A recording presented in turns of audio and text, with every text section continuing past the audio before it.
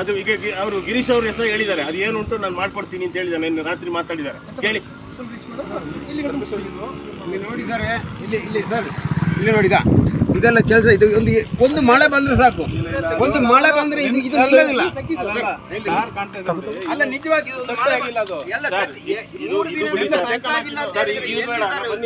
ಎಲ್ಲಿ ಆಗೋದಿಲ್ಲ. ಅಲ್ಲಿ ಬನ್ನಿ, ಅಲ್ಲಿ ತೋರಿಸ್ತೀನಿ. ಒಂದು ಮಳೆ ಬಂದ್ರೆ ಸಾಕು, ಇದು ಇರೋದಿಲ್ಲ. ನಿಮ್ಮ ಹಿಂದ್ಗಡೆನೆ ಬಂದು ಬಿಡ್ತದೆ ಇದು. ಯಾವ ತರ ಸರ್ ಏನ್ ಗೊತ್ತಾ, ಈ ತರ ಮಾಡಬೇಡಿ, ಫುಲ್ ಸ್ಕ್ವೇರ್ ಆಗಿ ಮಾಡಿ ಅಷ್ಟೇ, ಇಲ್ಲಾಂದ್ರೆ ಮಾಡಬೇಡಿ. ಕೆಲಸನೇ ಮಾಡೋದು ಬೇಡ ಸರ್, ನಿಲ್ಸ್ಬಿಡಿ.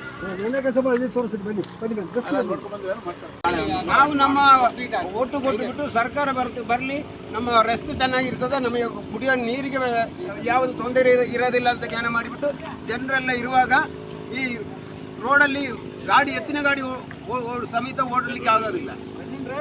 ಒಬ್ಬರಿಗೆ ಹುಷಾರಿಲ್ಲಾಂದ್ರೆ ಮರಗೋಡಿಂದ ಈ ಕಡೆ ಬರ್ಲಿಕ್ಕೆ ಆಗಲ್ಲ ಸರ್, ಸೆಂಟ್ರಲಿಂದ ಈ ಕಡೆ ಮಡಿಕೇರಿ ಜಿಲ್ಲಾ ಆಸ್ಪತ್ರೆಗೆ ಬರ್ಲಿಕ್ಕೆ ಆಗ್ತಾ ಇಲ್ಲ.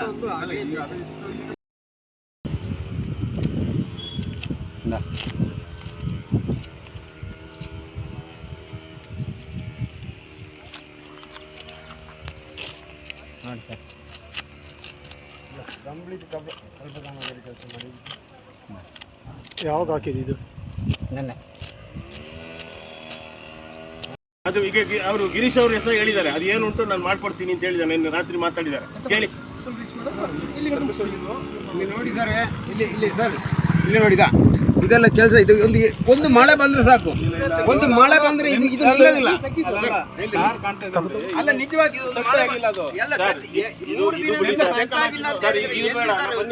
ಎಲ್ಲಿ ಆಗೋದಿಲ್ಲ. ಅಲ್ಲಿ ಬನ್ನಿ, ಅಲ್ಲಿ ತೋರಿಸ್ತೀನಿ. ಒಂದು ಮಳೆ ಬಂದ್ರೆ ಸಾಕು, ಇದು ಇರೋದಿಲ್ಲ. ನಿಮ್ಮ ಹಿಂದ್ಗಡೆನೆ ಬಂದು ಬಿಡ್ತದೆ ಇದು.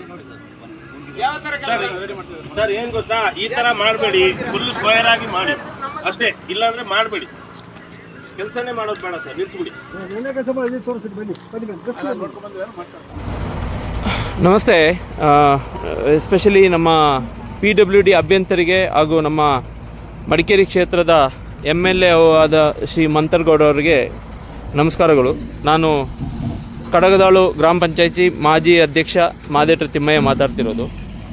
ನೋಡಿ, ನೀವೇನೋ ಗುಂಡಿ ಮುಚ್ಚಿಸ್ತಾ ಇದ್ದೀರಿ ಸರ್, ಸಂತೋಷ, ಧನ್ಯವಾದಗಳು ಅದಕ್ಕೆ. ಬಟ್ ಈ ರೀತಿ ಇಲ್ಲಿ ನೋಡಿ, ರೋಡಲ್ಲಿ ಯಾವ ರೀತಿ ಪರಿಸ್ಥಿತಿ ಇದೆ ನೋಡಿ. ಇಂಥ ಗುಂಡಿಗಳನ್ನೆಲ್ಲ ಮುಚ್ಚುತ್ತಾ ಇಲ್ಲ, ಅಲ್ಲಿ ಬರೀ ಎಲ್ಲೆಲ್ಲಿ ಬೇಕು ನೋಡಿ. ಇದರಲ್ಲೆಲ್ಲ ಏನು ಪ್ರಯೋಜನ? ಈ ರೀತಿ ನೀವು ಕಾಟಾಚಾರಕ್ಕೆ ಒಂದು ಗುಂಡಿ ಮುಚ್ಚೋ ಕೆಲಸವನ್ನು ಈ ರೀತಿ ಮಾಡಿದರೆ, ಇಲ್ಲಿ ನೋಡಿ ಗುಂಡಿಗಳು ಯಾವ ರೀತಿ ಇದೆ.